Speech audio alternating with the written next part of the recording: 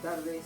Hoy, martes 30 de julio del 2024, doy inicio a la charla número 73 de Radiografía del Imperialismo Británico, en la que voy a hacer lo posible por dar por concluida el tema de la guerra de la independencia, para pasar al quinto tomo de Radiografía del Imperialismo Británico y ver cómo nuestro país va a ser sometido a diversas pruebas muy difíciles por esa potencia extracontinental.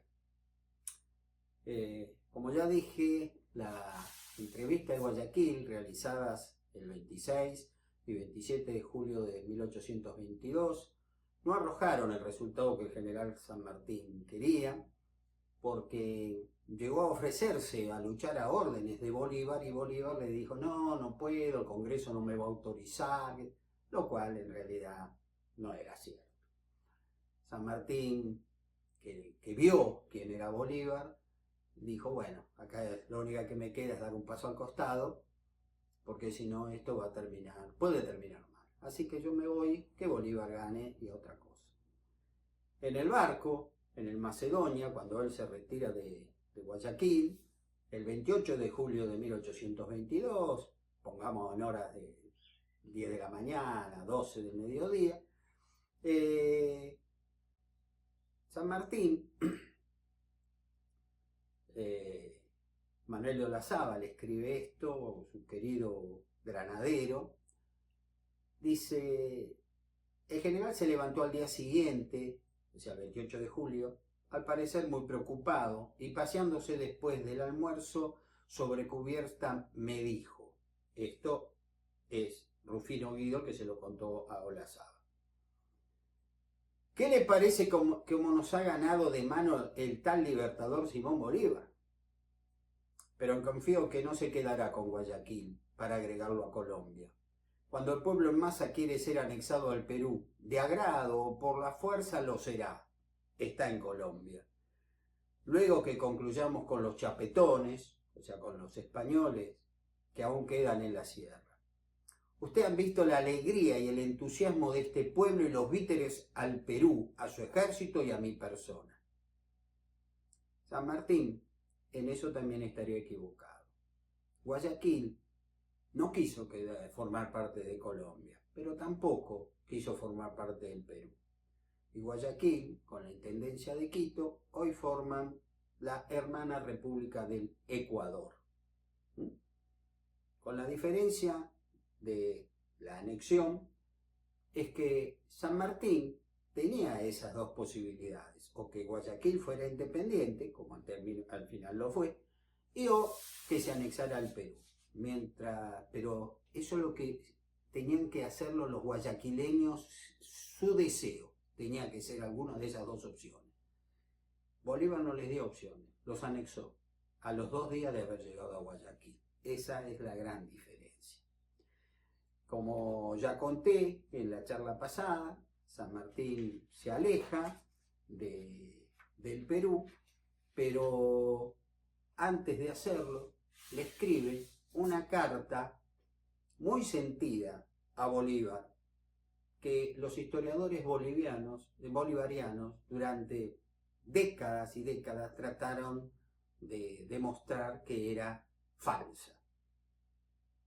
La carta está fechada en Lima el 29 de agosto de 1822 y la misma dice así. No voy a decirle una síntesis, se la voy a leer entera. Excelentísimo señor libertador de Colombia, Simón Bolívar. Lima, 29 de agosto de 1822. Querido general, dije a usted en mi última del 23 del corriente, otra carta que le había escrito, que habiendo asumido el mando supremo de esta república, a fin de separar del mando a un inepto llamado Torre Tagle, he decidido escribirle a usted, estoy sintetizando, ¿no?, esta parte, para contarle mi parecer sobre nuestra entrevista. Los resultados de nuestra entrevista no han sido los que me prometía por la pronta terminación de la guerra. Desgraciadamente, yo estoy firmemente convencido o que usted no ha creído sincero mi ofrecimiento de servir bajo sus órdenes con las fuerzas a mi mando, o que mi persona le es embarazosa. O sea, yo le molesto. Las razones que usted me expuso de que su delicadeza no le permitiría jamás el mandarme, y aún en el caso de que esta dificultad pudiese ser vencida, ¿estaba usted seguro que el Congreso de Colombia no consentiría su separación de la República? Permítame usted, general, le diga que no me han parecido bien plausibles. La primera se refuta por sí misma, y la segunda, estoy muy persuadido de que la menor insinuación de usted al Congreso sería acogida con unánime aprobación, con tanto más motivo cuando se trata con la cooperación de usted y la de su ejército de su mando, de finalizar en la presente campaña la lucha en que nos hayamos empeñados, y el alto honor que tanto usted como la República que preside reportarían a su terminación. No se haga usted ilusión, general. Las noticias que usted tiene de las fuerzas realistas son equivocadas. Les recuerdo que Simón Bolívar nunca tuvo un competente sistema de inteligencia militar, ¿no es cierto? Que sí lo tenía San Martín. O sea que los que se le acercaban le decían lo que Bolívar quería escuchar, y eso muchas veces lo llevó a tomar erróneas decisiones. Las fuerzas españolas suben en el Alto Perú y Bajo Perú a más de 19.000 veteranos, las que puedan reunirse en el término de 2 meses. El ejército patriota, diezmado por las enfermedades, podrá poner cuanto más en línea a 8.500 hombres, y de estos una gran parte son reclutas. La división del general Santa Cruz, cuyas bajas, según me escribe este general, no han sido reemplazadas a pesar de sus reclamaciones. Andrés Santa Cruz fue enviado, recuerdo, por San Martín, y se obtuvieron los triunfos de Riobamba y Pichincha. Todavía no le habían repuesto, digamos, las bajas. Han soportado una pérdida considerable. Y nada podría, el apoyo de su ejército de 1.400 colombianos que usted envía sería necesaria para mantener solo la guarnición del Callao. Usted, digamos, San Martín le está diciendo, usted me dijo en una carta después de Boyacá que terminó la guerra, que tiene un ejército de miles de hombres ocioso, envíelo ya al Perú. Se termina la guerra, general. No, Bolívar esperó. En fin, general, mi partido está irrevocablemente tomado. Para el 20 del mes entrante he convocado, o sea, septiembre, como ocurrió el Congreso del Perú, y al día siguiente de su instalación me embarcaré para Chile, convencido de que mi presencia es el único obstáculo que le impide a usted venir al Perú con el ejército de su mando. Para mí hubiera sido el colmo de la felicidad terminar la guerra de la independencia bajo las órdenes de un general a quien la América del Sur le debe su libertad. El destino lo dispone de otro modo y es preciso conformarse. No dudando que después de mi salida del Perú, el gobierno que se establezca reclamará la activa cooperación de Colombia y que usted no podrá negarse a esa justa petición, antes de partir remitiré a usted una nota de todos los jefes cuya conducta militar y privada puede serle a usted de utilidad conocer. El general Arenales, Juan Antonio de Arenales, queda encargado del mando de las fuerzas argentinas. Su honradez, valor y conocimiento, estoy seguro, le harán acreedor a que usted le dispense toda consideración. Nada le diré a usted sobre la reunión en Guayaquil, a la República de Colombia. Permítame usted, general, le diga que creo que no era a nosotros a quienes corresponde decidir sobre este importante asunto. Concluida la guerra, los gobiernos respectivos lo hubieran tratado sin los inconvenientes en el que en el día puedan resultar a los intereses de los nuevos estados en Sudamérica. He hablado a usted con franqueza, general, pero los sentimientos que expresa esta carta quedarán sepultados en el más profundo silencio. si se trasluciesen los enemigos de nuestra libertad, podrán prevalecerse de ellos para perjudicarla, y los integrantes y ambiciosos para soplar el veneno de la discordia. Con el comandante Delgado, dador de esta, remite a usted una escopeta, un par de pistolas y el caballo de paso que le ofrecí a usted en Guayaquil. Admita usted, general, este recuerdo del primero de sus admiradores. Con estos sentimientos y con los de desearle únicamente sea usted quien tenga la gloria de terminar la guerra de la independencia de la América del Sur, se repite su afectísimo servidor, José de San Martín. Es una carta extraordinaria que, debidamente analizada, la he analizado, no sé, 1000 veces, es fantástica, fantástica. Sin embargo, los historiadores bolivarianos, porque esta carta no lo deja bien parado a Bolívar, evidentemente, dijeron es falsa. Y entre otras cosas dicen, ¿quién es ese comandante Delgado? El que supuestamente le trajo a San Martín un caballo, una escopeta, un par de pistolas, eso no existió, ¿no? Sin embargo, fíjense qué curioso. Algunos de los detractores de San Martín dicen que el general San Martín no acostumbraba a regalar caballos. Eso es mentira. Hay notas, él cuando se va del Perú le regala un caballo al coronel Federico Brandsen y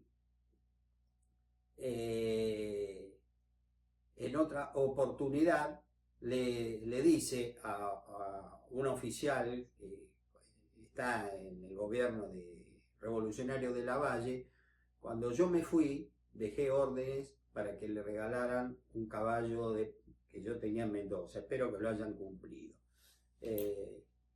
Esto demuestra que el general San Martín obsequiaba caballos. Ahora lo más importante, ¿quién es el comandante Delgado? ¿Existió un comandante Delgado? Muchos historiadores buscaron el dato. La persona que lo encontró fue el gran historiador paraguayo, no argentino, Julio César Chávez, quien descubrió la identidad del famoso comandante Delgado. Este era el teniente coronel Miguel Delgado, colombiano, que era el tercero en el mando del regimiento Voltijeros, ex Numancia. ¿Se acuerdan? Ese regimiento que se pasó con todo hacia el bando patriota, fue el único caso que hubo en la guerra revolucionaria. Delgado era el tercer comandante. Venía el coronel Tomás Eves y el comandante Ramón Herrera, y luego venía Delgado. Este hombre viajó desde el Perú a la República de Colombia, llegando a destino el sábado 12 de octubre de 1822, con el caballo, con la escopeta y con las pistolas que San Martín le envió a Bolívar de obsequio. Recuerdo, como lo dije el viernes pasado, que San Martín en Guayaquil le regaló, Bolívar a San Martín le regaló un retrato de Bolívar. San Martín le regaló 2 pistolas, una escopeta y un caballo. Y aparte le entrega la carta del 21 de agosto de 1822. La seria investigación de Chávez es otra demostración de la autenticidad de esta carta. Ya hoy nadie la discute. Solo un necio puede decir que esta carta es mentira. Bueno, San Martín se nos va a Chile. En Chile va a estar un breve tiempo, va a pasar a Mendoza, sufre en el cruce de la cordillera, en su octavo y último cruce de la cordillera. Yo he terminado hace un par de meses un libro sobre los 8 cruces de la cordillera de los Andes que hizo el general San Martín, que, bueno, Dios mediante, espero presentar al público antes de fin de año. ¿Qué va a pasar con el Perú? ¿Qué va a pasar con Bolívar? Acá voy a hacer una síntesis, es muy extenso. En el 4º tomo, Radiografía del Imperialismo Británico, lo demuestro.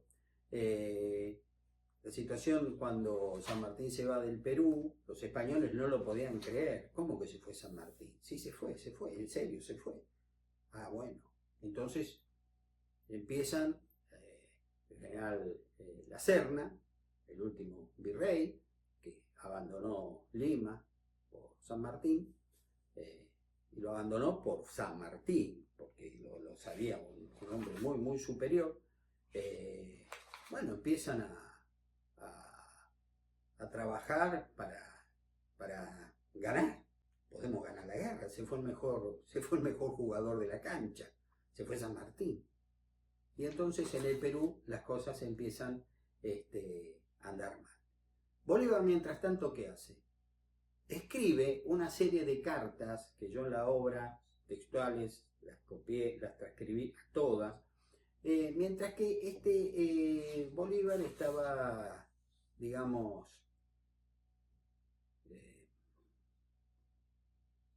de un periplo romántico, pienso yo, no me cabe duda de eso, con Manuela Sáenz de Torme. Era una señora casada con un inglés, que quedó prendada de Bolívar y se amaron profundamente,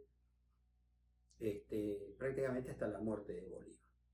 Poco tiempo antes se van a separar. Bolívar empezó a hacer una gira por lo que hoy es la República del Ecuador, ese territorio que él había anexado, y seguramente lo hizo con esta mujer. Y ahí en distintos lugares le va escribiendo a muchos subalternos parte de lo que él opina que pasó en Guayaquil, y gracias a ese conocimiento, a esas cartas, nosotros sabemos su pensamiento, que es un pensamiento político, frío, que da a entender como diciendo, y bueno, yo no lo podía ayudar a San Martín, porque ¿quién va a terminar la guerra? La guerra la tiene que terminar Bolívar. El Perú se va desangrando, los realistas van recuperando posiciones, entonces el Perú desesperado le pide ayuda a Simón Bolívar.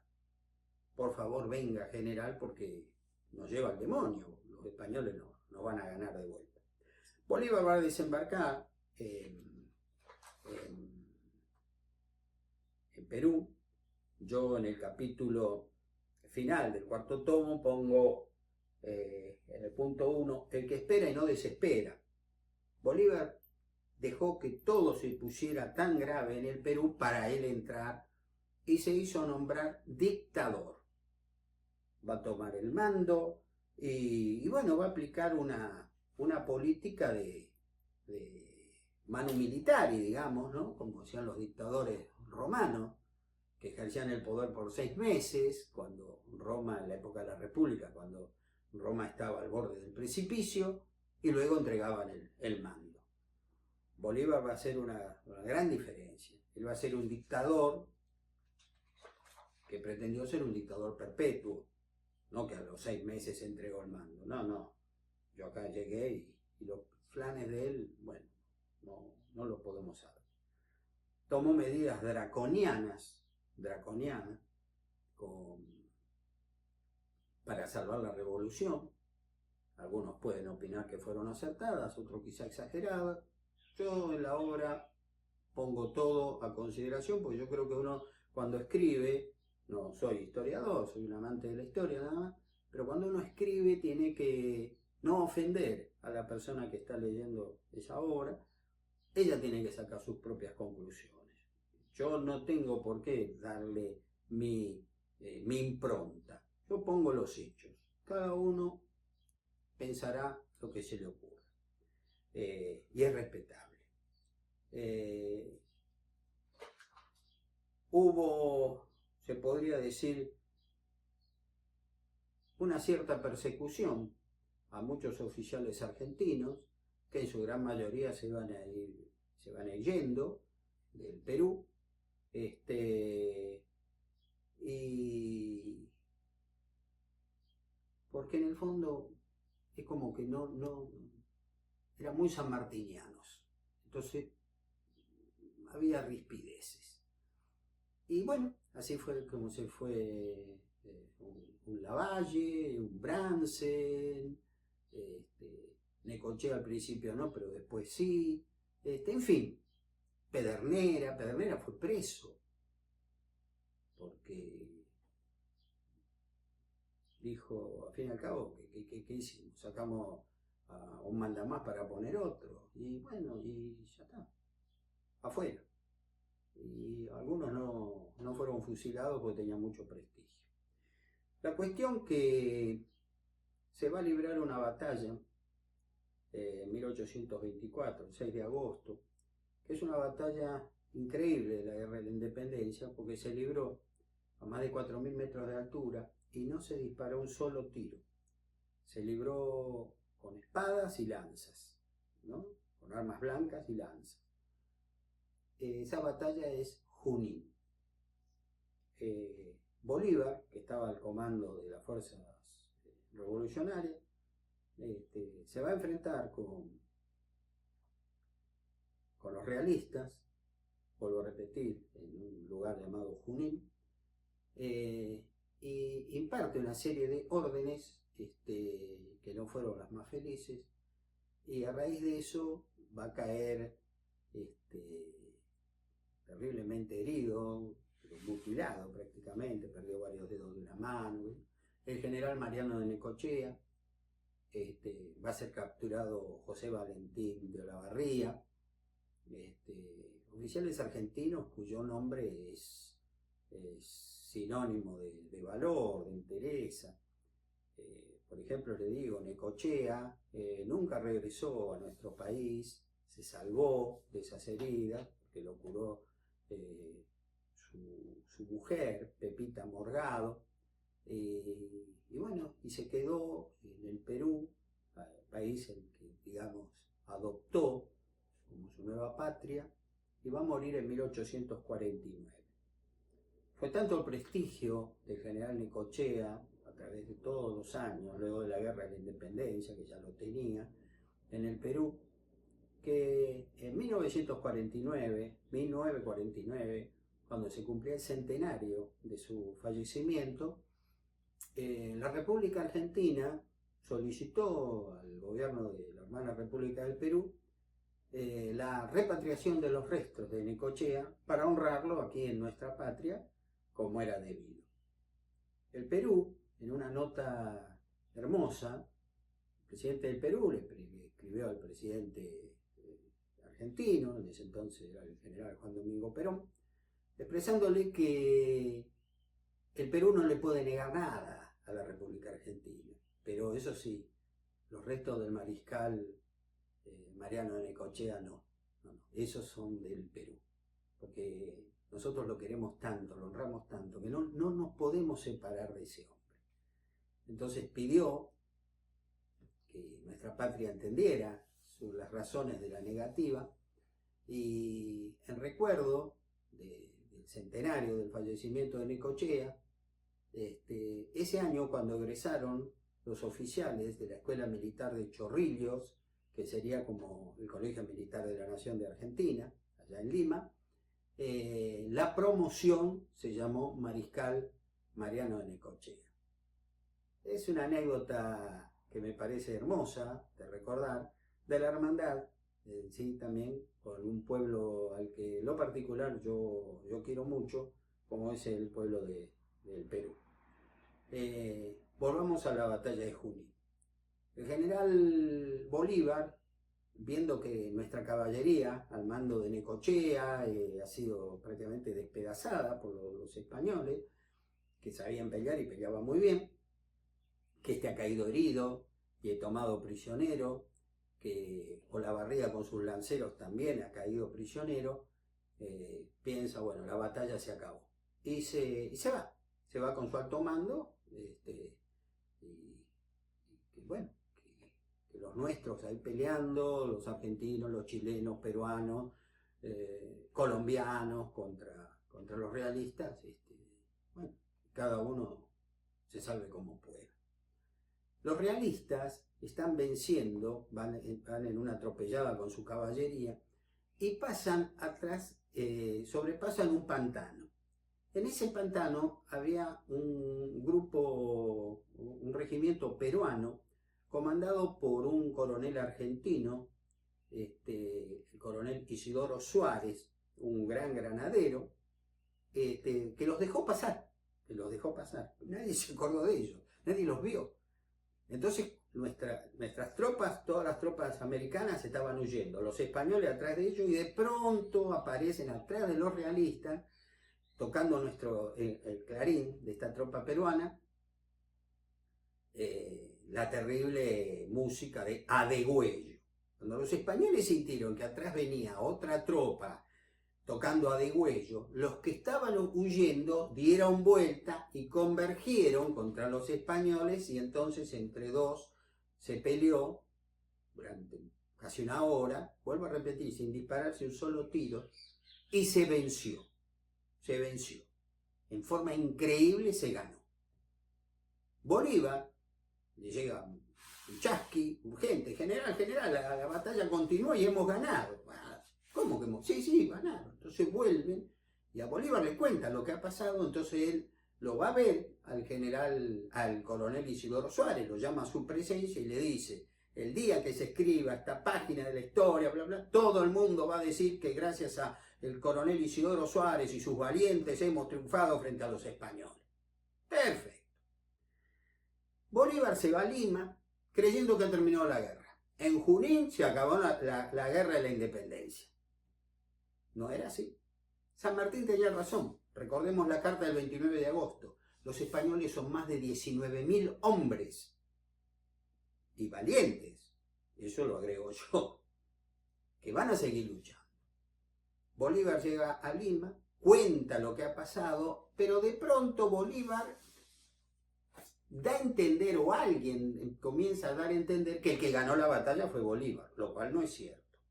Ustedes recordarán que cuando Bolívar llegó a Guayaquil y anexó Guayaquil a Colombia, el 13 de julio de 1822, los enviados por San Martín a ese lugar, diciendo: bueno, nosotros acá no tenemos nada más que hacer, y se embarcaron para regresar al Perú. Y hubo muchos guayaquileños que lo hicieron. Uno de ellos se los nombré, José Olmedo. Bueno, este José Olmedo, viendo que ha vuelto Bolívar a Lima, él está exiliado en Lima, pero ahora, empezó a darse vuelta, cosa que nosotros en la política argentina vemos que hoy uno dice una cosa, mañana dice otra, pasado, bueno, es el gallo veleta que está, ¿no?, según el viento, indica tal o tal lugar. Ya ahora es bolivariano. Él salió huyendo de Guayaquil por miedo a Bolívar. Pero en Lima, como dice, bueno, Bolívar es el reino del mundo, yo estoy con Bolívar. Este muchacho, Olmedo, escribió un gran poema largo, El triunfo de Junín, que bueno, para la época fue una obra fantástica y quizás sea una obra hermosa. A mí particularmente no me gusta su forma de escribir, pero bueno, respeto, yo puedo seguramente estar equivocado, pero es una obra mendaz. ¿Por qué? Porque en el triunfo de Junín, Olmedo le entrega las palmas de la victoria, los laureles de la victoria a Simón Bolívar, una persona que no fue la que ganó. Y en una parte dice: nosotros vimos de Junín el campo, vimos que al desplegarse del Perú y de Colombia las banderas, se turban las legiones altaneras, huyen al fiero español despavorido, o pide paz rendido. Venció Bolívar, el Perú fue libre, y en triunfal pompa, libertad sagrada, en el templo de su sol fue colocada. Muy bonito, pero esto no es real. Estando por exiliados, ya me voy a referir a eso en alguna otra oportunidad, los coroneles y amigos Isidoro Suárez, y José Valentín de Olavarría, que en la batalla de Junín, al ser liberado, Olavarría se abrazó con Isidoro Suárez, fueron amigos toda la vida, lucharon en la guerra de Brasil, terminaron en Montevideo exiliados por el gobierno de Rosas, y muere primero Suárez y luego Lavarría, y había tal pobreza en Montevideo que, como habían muerto con diferencias de días, los enterraron juntos en el mismo cajón, y cuando fueron repatriados sus restos, se pensó en un principio en separarlos, porque eran dos esqueletos, digamos, pero ¿quién es quién? Y entonces se tomó una sabia medida. No los separaron. Y como yo dije en alguna oportunidad que di una conferencia en el Instituto Nacional Sanmartiniano, el abrazo eterno que se dieron en Junín Isidoro Suárez y José Valentín de Olavarría, esos dos valientes coroneles del ejército argentino, se mantiene por siempre, porque están enterrados juntos en el mismo cajón. Poco antes de morir, Isidoro Suárez contó a algunas de las personas que le iban a visitar cómo fue lo de la batalla de Junín, y ahí recordó que Bolívar dijo: el día que se escriba esta historia, nadie va a poder olvidar que el verdadero vencedor fue el coronel Isidoro Suárez con sus valientes húsares, que eran peruanos. Claro, eran peruanos. Sin embargo, el servil José Olmedo habrá sido un gran poeta, pero muy mentiroso el hombre, le adjudicó unos laureles inmerecidos a Simón Bolívar. Bolívar cree que la guerra ha terminado, yo gané en Junín y acá no se hable más. Y de pronto le empiezan a llegar noticias de que eso no es cierto, que en agosto se venció a los españoles en Junín, pero esa victoria no ha sido determinante. Y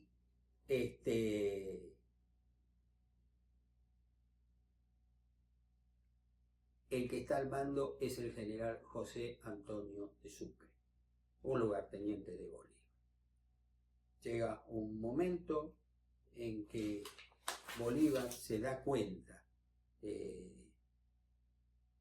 está equivocado, que en Junín no terminó la guerra, y entonces le escribe a Sucre diciendo que se prepare porque él va a librar la última batalla, lo cual fue cierto. No la terminó la guerra de la independencia Simón Bolívar, sino el general Sucre.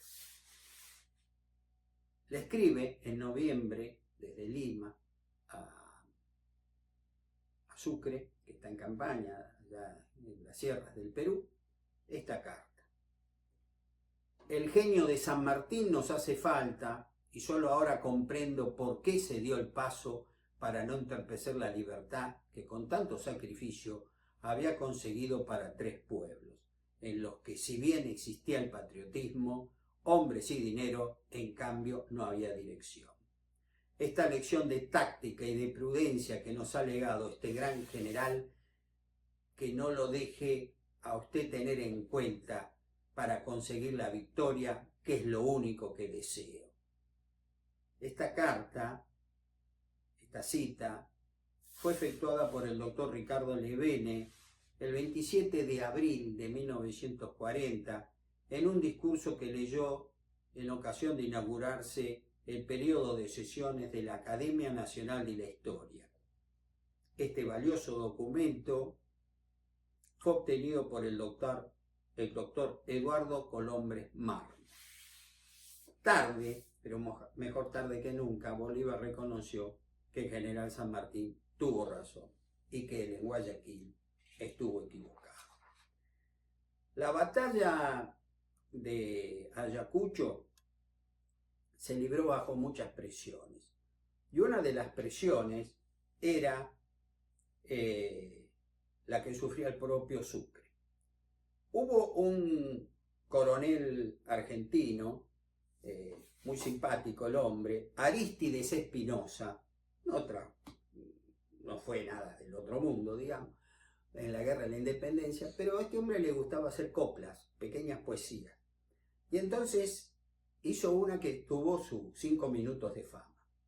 Tendremos otro Junín o a Sucre le va el pescuezo, y por eso, solamente por eso, es que se ha hecho espadachín, porque andaba jugando, digamos, practicando, no jugando, perdón, fintas con una espada. La batalla de Ayacucho, librada el 9 de diciembre de 1824, vuelvo a repetir, Sucre estuvo bajo mucha presión. Conversando con el general Carlos de Alvear, otra cosa que ya me voy a referir en su momento, cuando estábamos por entrar en guerra con Brasil, Sucre le dijo a Alvear: y tenga usted por cierto, general, que el libertador, Simón Bolívar, me habría irremediablemente fusilado si hubiera sido vencido en Ayacucho. O sea, si yo llegaba a perder, mi suerte no iba a ser muy buena. En esa batalla, vuelvo a repetir, con la que terminó la guerra de la independencia sudamericana, lucharon por última vez tropas argentinas, muy pocas. La mayoría de ellos eran del regimiento de granaderos a caballo, comandados por el coronel, coronel que fue testigo del combate de San Lorenzo y que de simple granadero llegó a ser comandante del ejército. Me estoy refiriendo a el glorioso coronel paraguayo de nacimiento, nació en Guairá, pero argentino por adopción, yo lo considero tal, sin denostar a Paraguay, por supuesto, José Félix Bogado.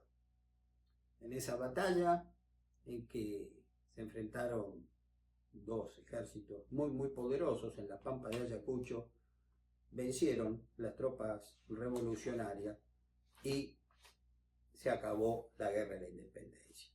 Bolívar va a estar un tiempo más en el Perú, ejerciendo su tiranía hasta que tiene que abandonarlo.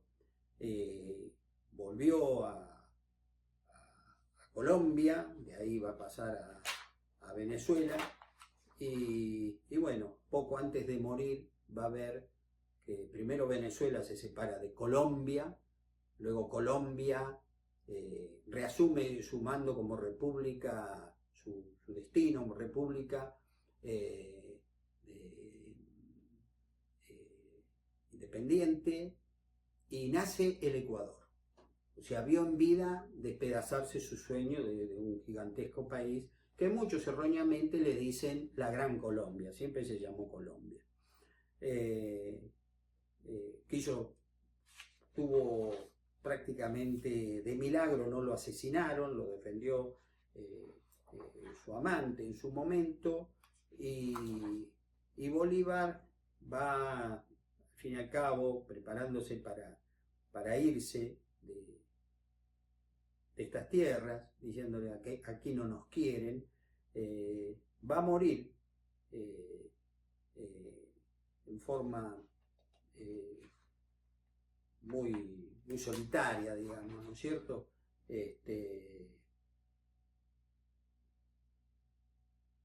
El 17 de diciembre de 1830.